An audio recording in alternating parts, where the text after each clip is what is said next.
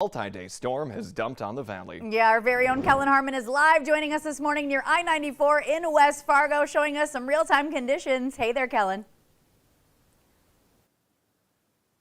Yeah, good morning, guys. We're here near the Cheyenne exit of I-94 in West Fargo, and this is the last exit that's open on I-94 all the way over in Dickinson on the western part of the state. So all these cars here, they're going to be turning off on Cheyenne.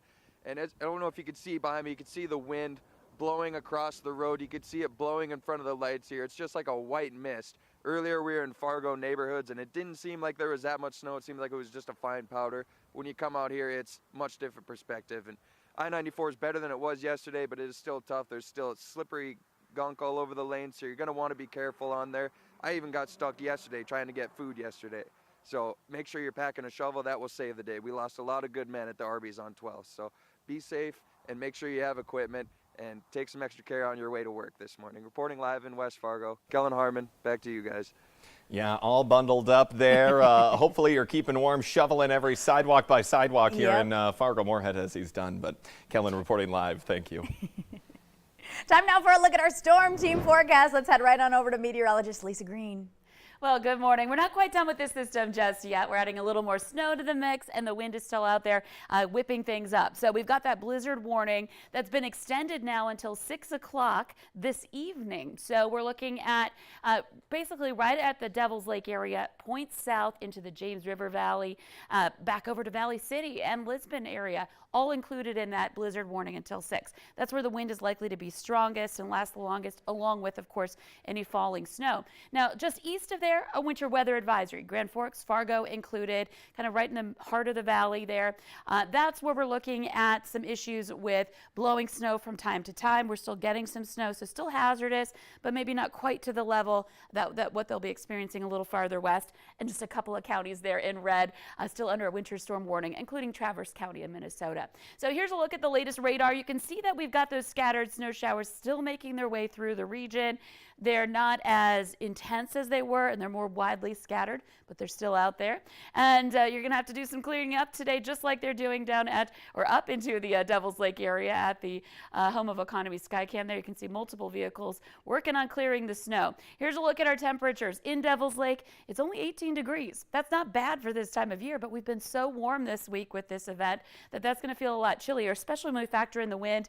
We do have a sub-zero wind chill right now there at 1 below.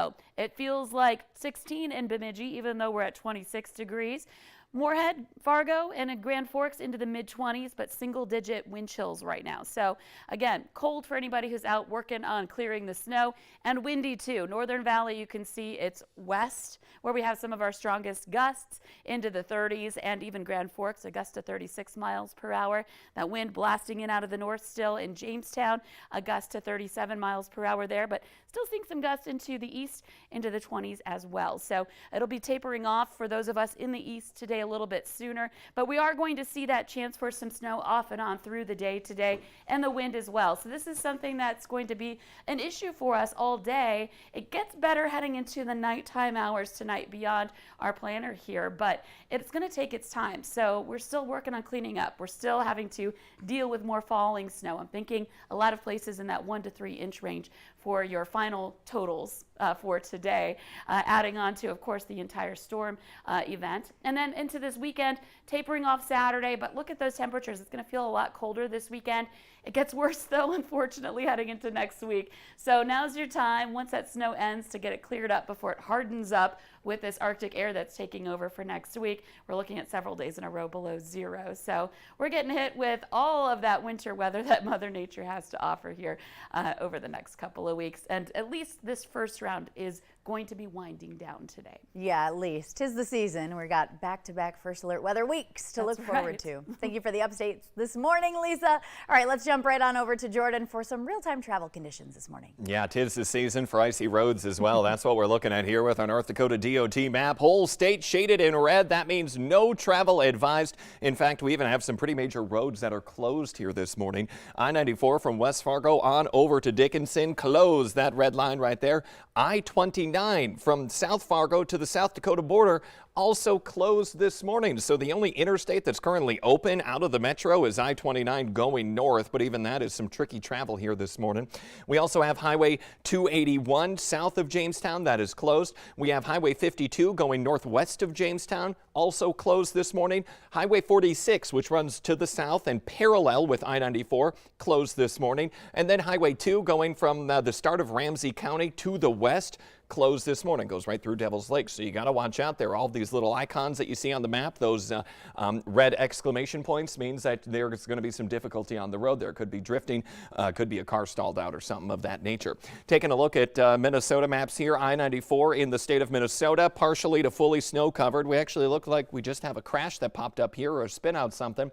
Let's see what we got going on. Just near Otter Tail, Minnesota, we have a stalled vehicle and a lane blocked there.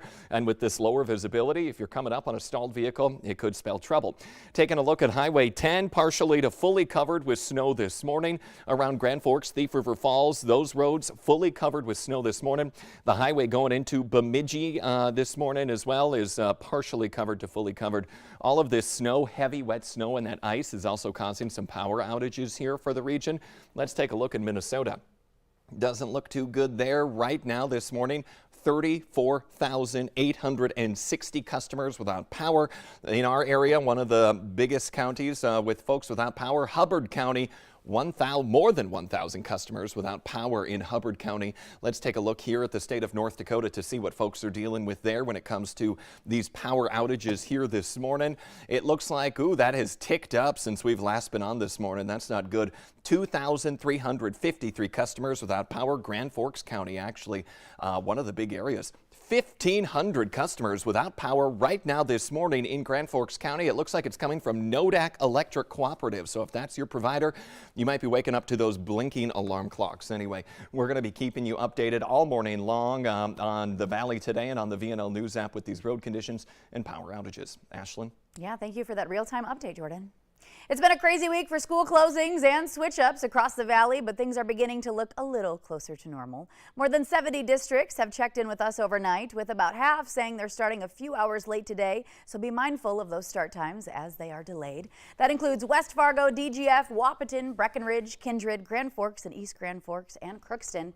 There are also a lot more, including some cancellations and virtual learning days, so check our closings scrolling at the bottom of your screen or on our website, valleynewslive.com, or of course, check your school's website as well. A Minnesota mechanic has a warning for people and their snow blowers: avoid ethanol. John Stolley of St. Paul says he's been getting calls for repairs all week long and is finding one thing that's causing 90% of the problems that he's seeing. He says that ethanol in gasoline is poison for small engines. It's organic and it attracts moisture, and he recommends ethanol-free fuel for your snowblower.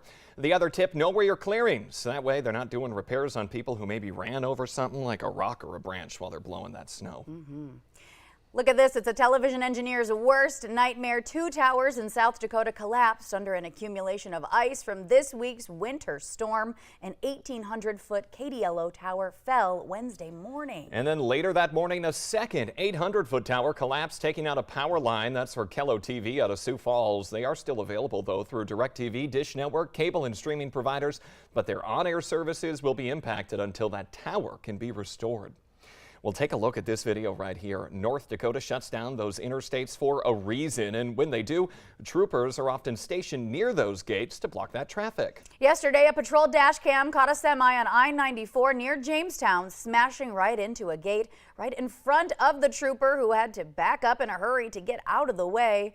The driver may be fined because the highway had been shut down at 2 p.m. This crash happened after 3. Yeah, if we could get that video full so people can see exactly what's going on here with that semi as it tries to go behind that gate. Otherwise, we do it right there is that video. The semi just plows right through that gate. Scary situation. They close it for a reason. And if you'll remember, we had live coverage from Jamestown earlier this week. Luckily, Nashay made it back safely, but be mindful even as you head out to end out your week, everybody. Stay safe.